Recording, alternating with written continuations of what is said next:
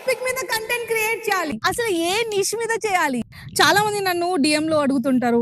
1-on-1 session లో అడిగే common question ఏంటంటే, నా దగ్గర చాలా విషయాలు ఉన్నాయి చెప్పడానికి, ఏ నిష్ చూస్ చేసుకోవాలి, అసలు ఏ టాపిక్ స్టార్ట్ చేయాలని అడుగుతుంటారు.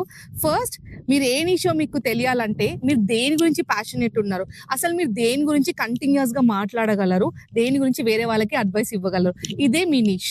అసలు నా దగ్గర ఏ టాపిక్ లేదు, ఏ నిష్ తెలీదు, దేని మీద కంటెంట్ క్రియేట్ చేయాలో తెలియదు అంటే, మీరు ఏం నేర్చుకోవాలనుకుంటున్నారో కొత్త స్కిల్, ఆ జర్నీని డాక్యుమెంట్ చేయండి. మీరు నేర్చుకున్న మిస్టేక్స్ ని, మీరు నేర్చుకున్న కొత్త థింగ్స్ ని అదే ఒక కాంటెంట్ లా క్రియేట్ చేసి కొత్త వాళ్ళకి తెలిసేలా చేయండి.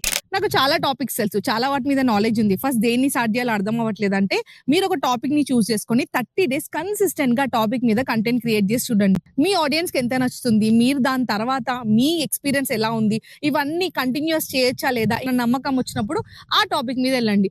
లేదు అని అంటే ఇంకో టాపిక్ నుండి ఇంకొక టాపిక్ కి మూవ్ అవ్వండి, ఫస్ట్ ఇంట్రెస్ట్ లేకపోతే. ఏదైనా సరే this is the right time to start content creation. 2026 start అయింది, మీ కంటెంట్ క్రియేషన్ జర్నీ కూడా స్టార్ట్ చేయండి. మీకు ఏమైనా డౌట్స్ ఉంటే నాకు DM లో అడగండి.